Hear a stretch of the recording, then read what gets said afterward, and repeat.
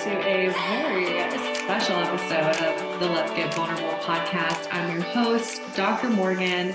It was just my birthday last week, and I did part one last week of the 34 things I wish someone would have told me about life and relationships.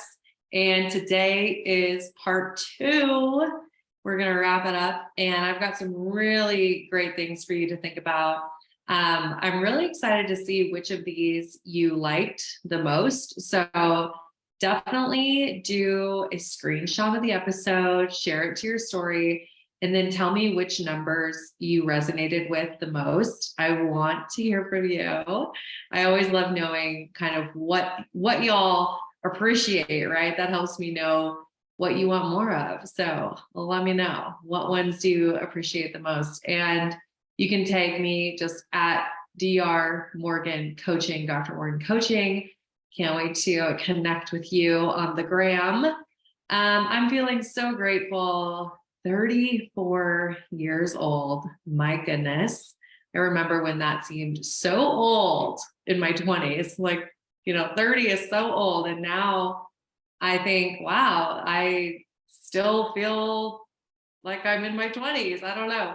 Obviously some things are different, but needless to say, I'm feeling good. I'm grateful, and I'm so excited about this year. And I'm so grateful for this community. Over 3 million listens on this show. So many wonderful reviews, so much feedback that the show has helped you. I appreciate you so, so much. And I'm just grateful to be here. So let's dive in. Without further ado, I could go on and on about my gratitude, but let's do it. So I'm starting out with number 18, since this is part two. And this is a doozy because so many people get caught in this trap. So for 18, I have "I'll be happy when" is a lie. So many people get stuck in that trap of, ooh, I'll be happy when I weigh this, when I'm a size 6. I'll be happy when I have this much money in the bank. I'll be happy when I'm in a relationship.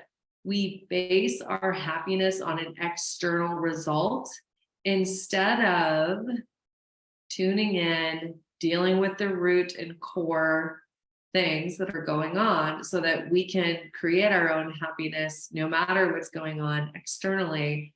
Because what we find is that state of happy, content, self-love, peace, that's an inner game. It is an inner game that is intentional, that will not be solved by whatever's going on in your exterior life, right? In your external life. So "I'll be happy when" is a lie. It's a lie. All right. The next one for 19, I have "fuck perfect." I don't usually say the F word, but it's worth it for this one because so many of us get caught in perfectionism. We see Sally on Instagram with her perfect outfit and her perfect hair, and everything's curated and the color scheme's perfect and everything looks great. She has flawless skin, whatever. We see this perfect image in so many people all over social media. And it's really easy to fall into the trap of comparing yourself, of thinking you're not good enough, of thinking that you're a mess. I'm here to tell you that perfect is a lie. Perfect doesn't exist. You owe it to yourself to be authentic, be yourself, right? I think for a long time being on social media, it's hard to not fall into the trap of, okay, well, every post has to be perfect and I have to look a certain way and da da da da da. And I'm grateful, the older that I get, the more I step into, well, who the fuck cares? I need to be my authentic self. I have to show up as I am. I have to write what is from my soul. And yes, there's days where I have a messy bun. And yes, there's days where I feel like crap. And I show up anyways. And I owe it to myself, and I owe it to anyone who follows me, really, to just be my authentic self, to show up as my imperfect self, because we need more people in the world willing to show up that way, because we need to accept ourselves as we are. So fuck perfect. That's number 19. Number 20. If they are not in the arena, their opinion doesn't matter. If someone wants to have an opinion about my podcast and what I should do and da da da da da, they better have their own, and they better be doing pretty well, because this is just an example. But what I've learned is that people will have all kinds of opinions. They'll give you all kinds of tips, all kinds of feedback. But if they aren't actually in the same arena, the opinion doesn't matter. So I really want to clarify what I mean here. It's not that feedback isn't valuable, and I'm always open to feedback, and anything I do in life, I want to grow, I want to learn, and I'm always open to it. And if there is someone who's putting you down, or someone who has a major opinion and they haven't actually done what you're doing, then guess what? That doesn't matter, right? It's not valid. This goes for, Aunt Susan, who's in her 70s, and you're dating in a modern world, and she has opinions about how you're dating and what you're doing and why are you going on so many dates, or whatever her opinion is. If she's not in the arena, if she hasn't dated in 2023, then I'm sorry, the opinion's not valid. So this is a really important thing, especially if you struggle with confidence, or you struggle with maybe people telling you what to do. Take ownership of your experience and know that you get to have an opinion. It's your opinion that matters. And sure, people that are in the arena too, you can be more open to it. But at the end of the day, it's your opinion that matters. Okay. 21. Ooh. Healing your body image is a lifelong commitment. I know on the last episode, I talked about codependency being a lifelong commitment to heal. Same with body image. I'll be really honest with you all. The last couple of years, going through all the moves and relationship change, I found myself at my highest weight, my heaviest that I had been in years. And I just can remember stepping on the scale and looking in the mirror and going, wow, I don't feel like myself. And I just didn't feel good in my body. And I just felt really off. And here's how I know that I have grown with my body image, because instead of saying, oh my God, I'm going to starve myself now, I'm going to fast like I would have done in the past, I would have done cardio for hours every single day and gone down to 1,000 calorie a day diet. I would have gone into extreme mode, right? Instead of that, and instead of saying, well, geez, how did you let this happen? And being so self-critical, right? Instead of all of that critical bullshit, my response was, okay, clearly you've been feeling stressed. You haven't been able to prioritize movement. I'm sorry that you're feeling this way in your body. What do you need in order to take better care of yourself? So for me, it's been this huge shift of, okay, if I have weight gain that doesn't feel good to me in my body, it's not about how I look, which was what it used to be, of oh, I'm not a size 6 anymore, so people aren't going to like me, so I need to change, right? That was old narrative. Now it's, I don't feel good physically, my energy, I have IT band pain that always acts up, and these things in my body, it's about how I feel. And then the shift is, what do you need in order to take care of yourself better? Because realizing that, yes, of course, I was using eating as a coping skill, right? Of mindlessly grabbing whatever was convenient, definitely not nurturing my body in the way that I typically would, since I was under so much stress, honestly, of growing a company, having 9 people on a team that I manage, going through 2 cross-country moves, beginning a new relationship, all kinds of different, building a house, which was a wonderful stressor, but also a stressor. Like, all of these things cause me to cope in ways that were not my best coping skills. And instead of judging myself, I've been able to be kind and curious and say, well, what do you need to realign with your highest and best self? And what do your coping skills need to look like?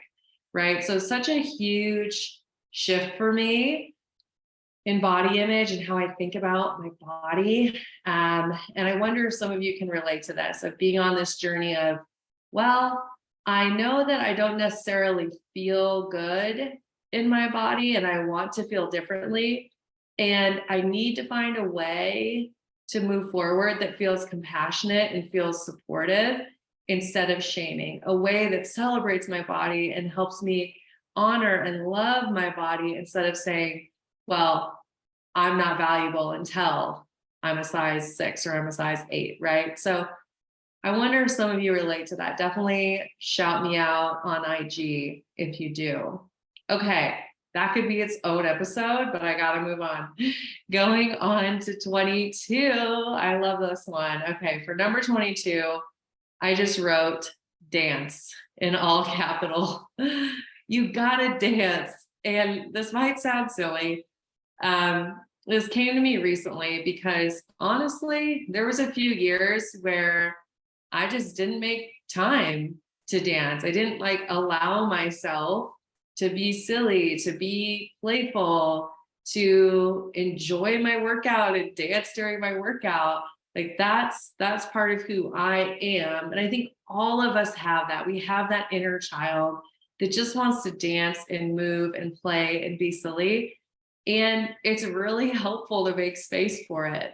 If you're like me, maybe you just went through a season where you thought, well, I just have to be on, I have to be professional. I had all these ideas about what it meant to run a company and run a team. And I created a lot of, I don't know, I guess I haven't talked about this, so it hasn't, the words aren't there, but I created a lot of expectations for myself in terms of how I thought a CEO should be. And I really cut out some of those fun, quote unquote, parts of my life. And I was just putting so much pressure on myself to be on all the time and to be this healer, and that is part of who I am. But I kind of missed out on just having fun and just dancing. So maybe for you, it's not dancing, maybe it's something else in your life. But I want to encourage you, even if you're an adult, even if you're like me and you run your own company, however much responsibility you have in your life, you still have to make time for fun. Whatever that is for you, make the time for it. You need things that fill your soul with joy, things that make you giggle, things that get those endorphins going. Like, you just need it. So cheers to you if you're like me and you're incorporating more dancing into your routine. I fully support it. All right, number 23, travel. This is something really important. I wish more people would have told me just how important travel is. I'm very fortunate to have done a lot of travel in my life. And I would say, especially to young people, to just do it, to just go. I remember traveling when I had no money, and I was in Guatemala, and I'd be on the phone to my family saying, can you send me more money so I can buy food? But just like buying the plane ticket, just go. We need to have experiences that are outside of the United States. I myself, I haven't done much international travel, just like a lot of us with COVID happening. But in 2024, I plan on going abroad, and I'm really excited about it. And it's because it's a value. It's a value of mine to interact with people who are different from me, to be open to different ways of life, to experience beauty that's outside of my day-to-day. Travel is just so important. Okay, number 24. For some relationship tips, I statements are powerful. The more you can use I statements in your communication, particularly with a partner, you will be heard. When we use I statements, we are more likely to be heard and understood. So anytime you start noticing yourself saying, well, you do this and you do that, and you made me feel blah, blah, blah, how can you rewind, take a deep breath, and use an I statement to take ownership over how you feel? And I promise you, your communication is going to go so much better. All right, the next one, number 25. I talked about this a little bit in the last episode, but it's worth to talk about it again for sure. So codependency can be easy to slip into. In any long-term relationship, you need to maintain independent identities. You co-create a shared identity as a couple, and you need to maintain your independent identities. This is so true for my partner and I in terms of how we spend our time, the way we cheer each other on. I've talked before about how I'll travel a lot for work, and he's always supportive. He's always cheering me on. He understands that that's who I am, and I'm really career driven and mission driven. And there's a lot of times I need to travel, and he supports that, right? And I understand that he doesn't enjoy travel as much. He loves routine, and he's not as career driven as me. And he likes to have stability, predictability, and we see each other as individuals. We don't try to change each other, and we let each other structure our lives around who we are as people. So there's so much understanding, and there's that individual identities, and that looks like time that's spent apart. And instead of shaming each other for that, we support each other. And then when we are together, it's really intentional quality time together. So maintain your individual identities is huge. Number 26, I love this quote.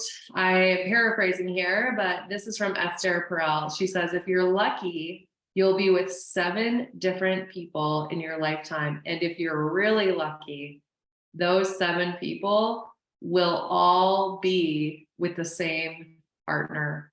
So the essence of this quote is allowing each other to grow. When you are with someone over a long period of time, they will grow and change, and they will do so without friction, without as much conflict. If both of you have handled what I just talked about in 25, where you maintain individual identities and you understand who each other are, right? There has to be room for growth and change in a relationship in order to maintain it over time.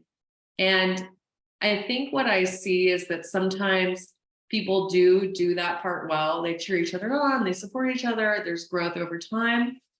And then they forget to do something that I'm going to talk about actually here. I forget which number it is, number 34. So at the very end, I'll just give you a sneak peek. They forget to prioritize time together. So yes, you need to have time apart. You need to have time together, but you need to allow your partner to grow as a human and become a different version of themselves, and for you to grow as well, and to always have that curiosity instead of expectation, right? Curiosity about who they are, what's important to them, what do they need.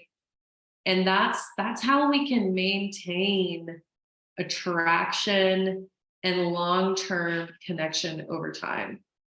This is something I've had to learn as I and my partner have navigated different career shifts, different priorities.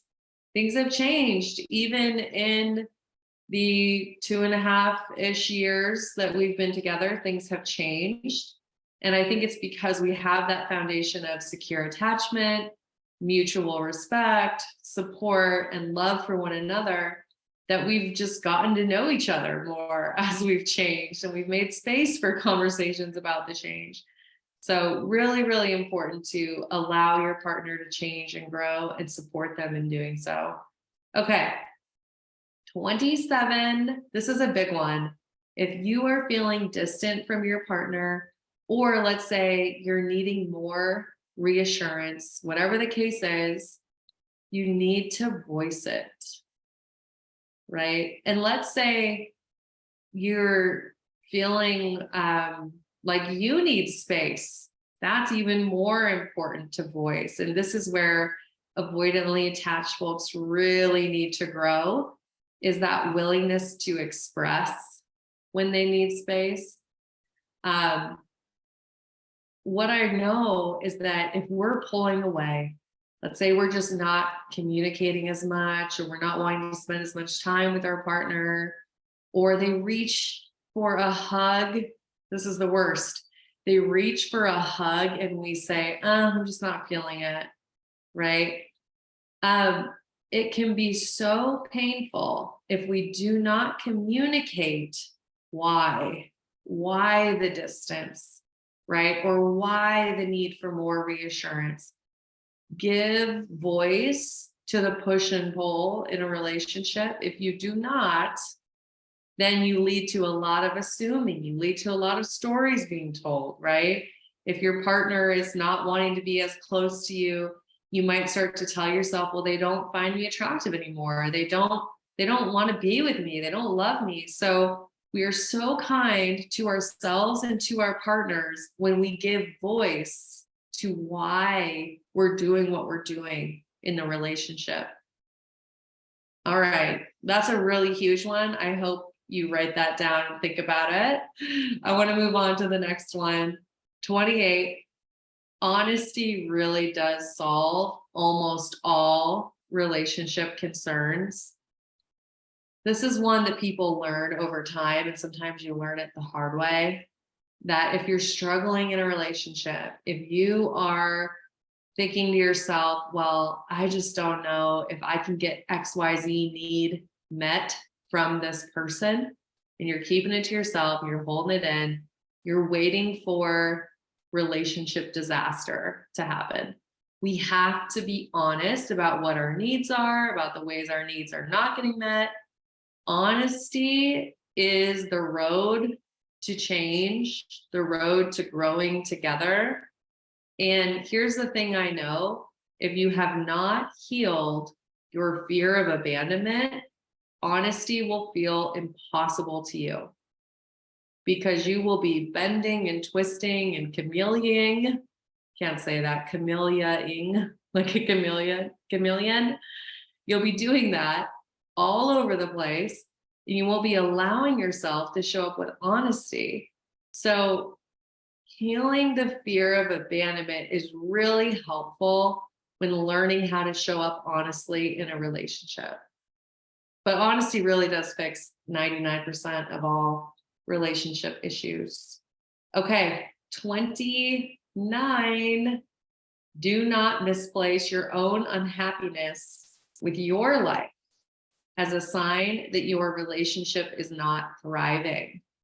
This is huge. A lot of people do this, that something's not going right in their life, whether it's their health, their career, their friendships, whatever it is, their own opinions of themselves, their own self-worth, their own trauma wounds.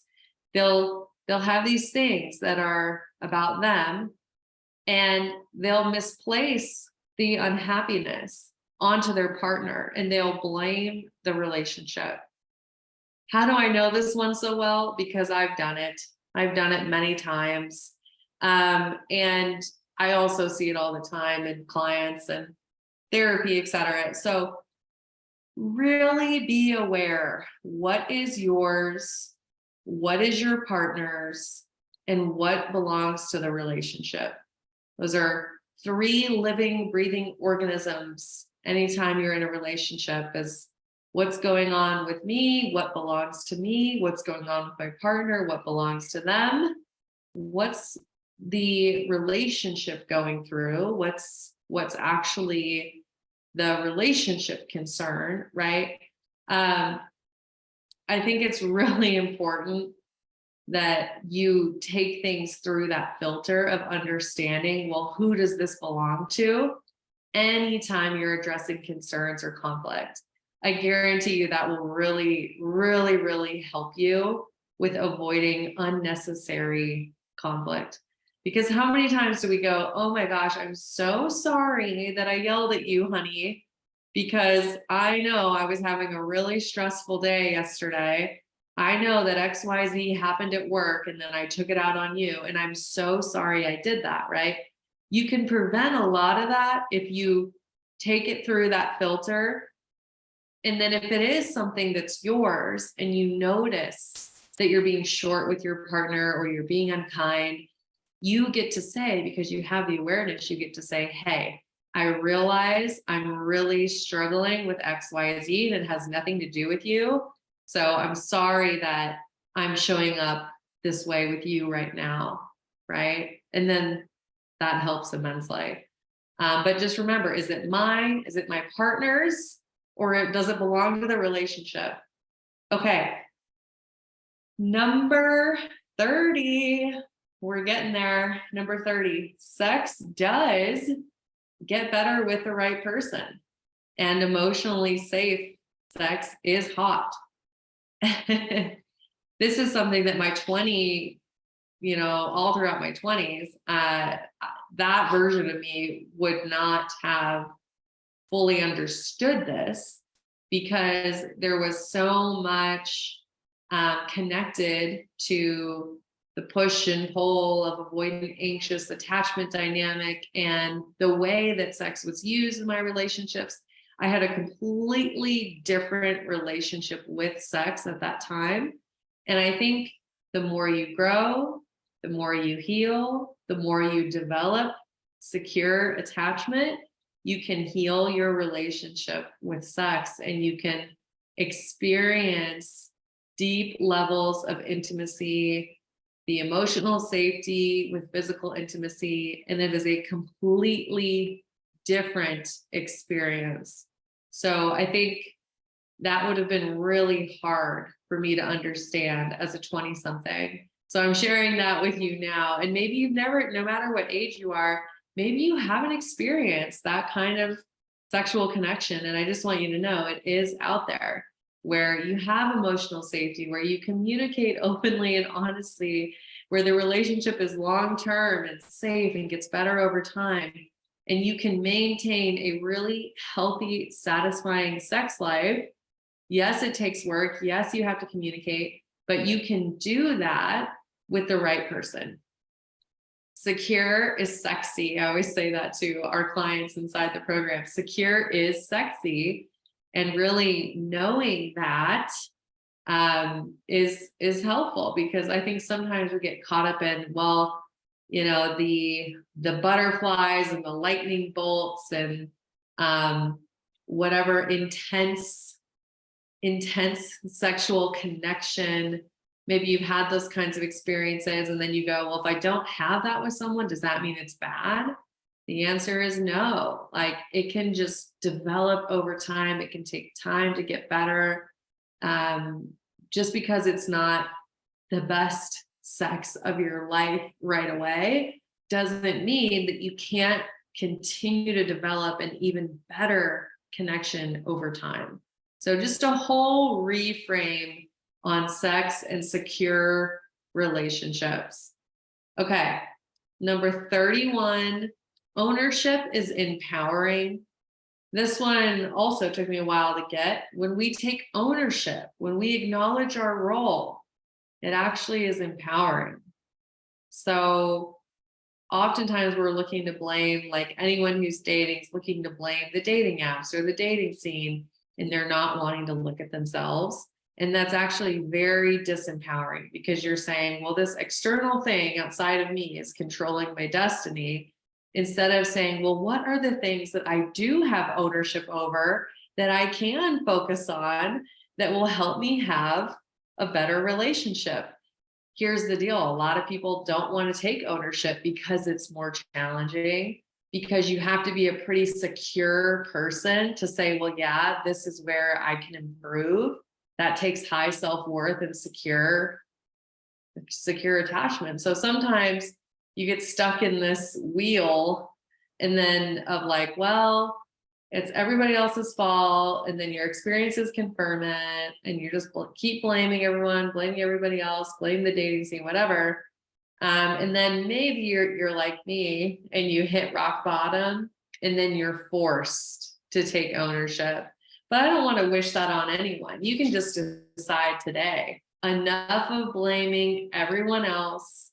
Let me take ownership of my role. Okay. And obviously doing the work inside of the Empowered.Secure Love program is one of the things that you can control, whether it's this program or something else, whatever it is that you decide and you go, hey, I know that I can work on what I'm bringing. That is ownership and that is empowering to you. So I encourage you to think about that. Number 32, daily laughter. You've got to laugh. You got to find ways to laugh. Whatever that is, whether it's memes that you're sending with your friends, some comedy special, I don't know.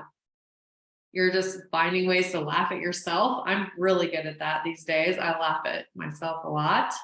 But daily laughter, so good. We need it, okay?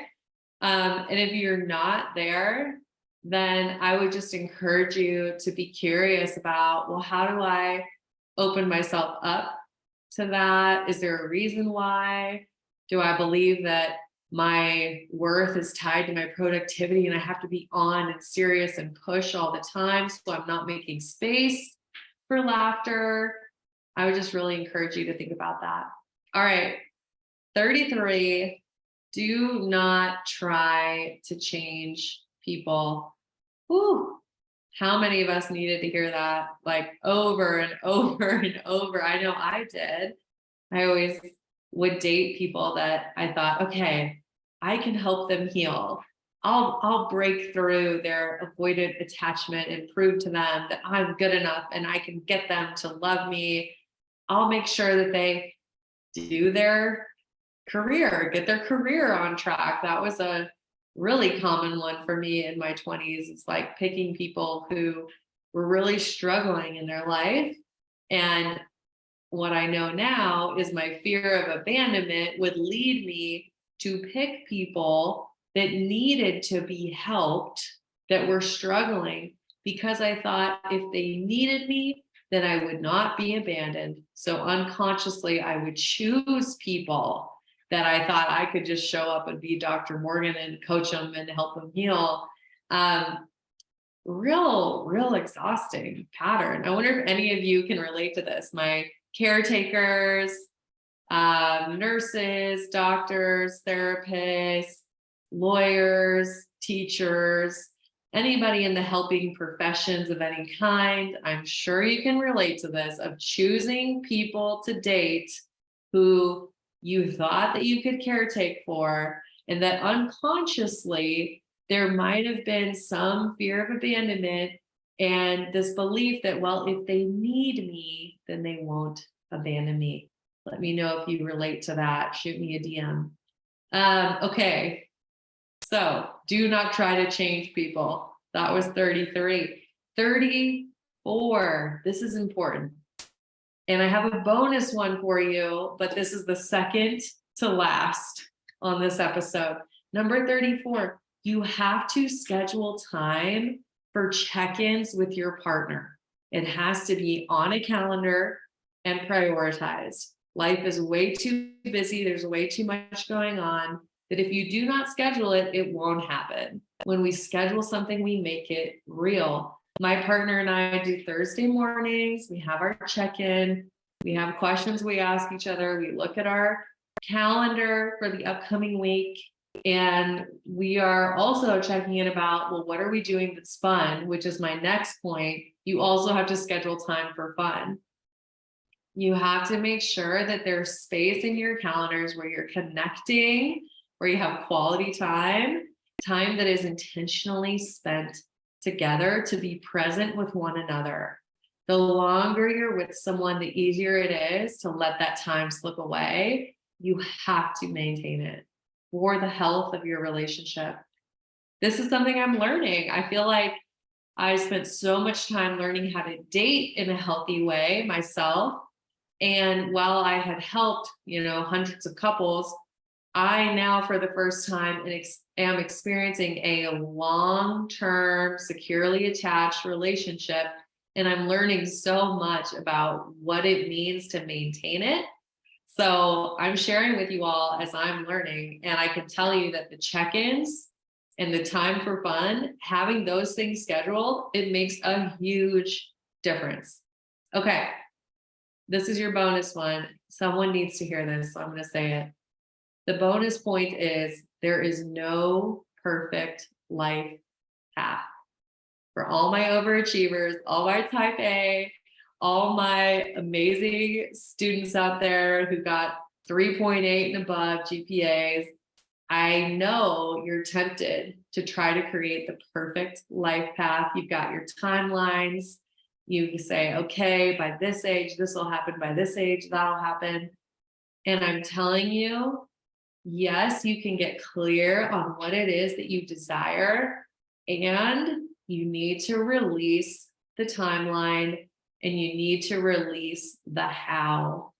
So get clear on what it is you want, but release the timeline, release the how, honor where you are with compassion and without comparison. So without comparing yourself to others, you're wasting your time comparing your path to others. You also have no idea about what's actually gone on in that person's life. And no matter how perfect it looks, you have no idea what's going on, right? So without comparison, honor where you are. And I want you to soak in the sweetness of your current season. This makes me think about being single. Like, being single is a beautiful time in your life. It's building a beautiful relationship with yourself. Date yourself. Do the healing work. Spend time with your friends and family. Go on the trips. Like, being single is a beautiful time. You have to appreciate it. You gotta make space to enjoy it. Having young children. This is another time can be very challenging, but we have to enjoy it. It only lasts so long. I get very emotional when I think about my niece and nephew being 6 and 4, and how I can barely pick up my nephew anymore now that he's 6 and he doesn't want me to pick him up. And I remember holding him as a baby. So all that to say, every season in life has its beauty. Do not rob yourself of the beauty and joy by wishing that you were in a different season, or by comparing your beautiful, unique life path to someone else's life path. Okay. You gotta enjoy it and soak it in for where you are. Okay. That concludes the special 2-part birthday episode where we talked about the 34 things that I wish someone would have told me about life and relationships. I hope you loved these episodes, and I want you to know that I am cheering you on. I want to connect with you. And if this felt like there was something that spoke to you, and if you're realizing, hey, I really do need to honor myself, I need to do the healing work, I want to invite you to join the Empowered.Secure Love program. It's my birthday month, as you know, August. And because of that, I'm giving you the best gift ever, because I want to give something to you for my birthday. I'm giving you a free bonus month in the program. So right now, when you join, you actually get 3 months with us. That's an amazing deal. So you can use the link in the show notes to apply to the program, or the link in my Instagram bio. I would be honored to help you on your healing journey. And if you feel called and you know that now is the time, and maybe you've been on the fence and you're just sick of doing the same things over and over and over, and you're ready to show up differently, and you want to feel confident in your dating life and confident in yourself and have real, true self-love, then this is your sign. Make sure you go apply to the program. We have super limited spots. I'm hoping we actually still have spots when this episode comes out. I'm hoping there's still some left, but super limited spots. So if this really speaks to you, make sure you apply today. The link is in the show notes or my Instagram bio. And thanks for being a part of this community. I so appreciate you. I wish we could all get together and have a big party. You know, that's my Leo coming out here in August. I just want a little get together with y'all. Wouldn't that be fun? But I'm sending you a big hug. I appreciate you for being part of the audience. And of course, as always, I'm wishing you high self-worth and great relationships. I'll talk with you soon.